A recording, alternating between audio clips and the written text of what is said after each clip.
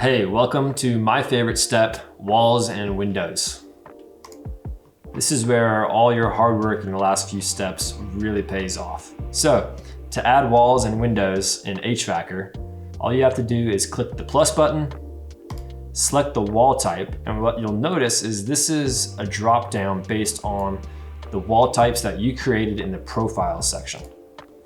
Select the appropriate wall type, hit enter, and then just click the lines for that wall type.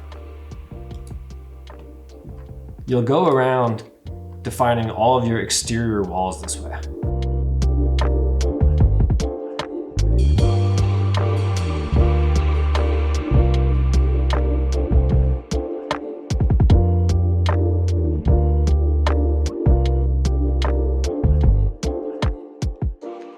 Once you've identified all your exterior walls, you'll notice when you hover over the lines, you actually see the height of the wall splayed out, kind of like a cardboard box that's being folded out. This is just showing you the height in 2D and indicates whether or not you have the appropriate slab to slab height associated with each space. You can also edit the color of your wall.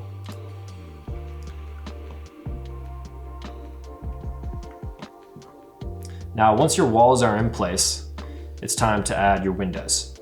Windows are done in a very similar fashion. You go to add a window, you define the dimensions of your window, and then you choose the window type. You can also specify external or internal shading if applicable. Hit enter. Now you're going to hover over the wall and click to place your windows in the appropriate spots. Just like that. Now these windows are associated with this wall and are applied to this space. One thing HVAKR does for you is determine the orientation of your wall.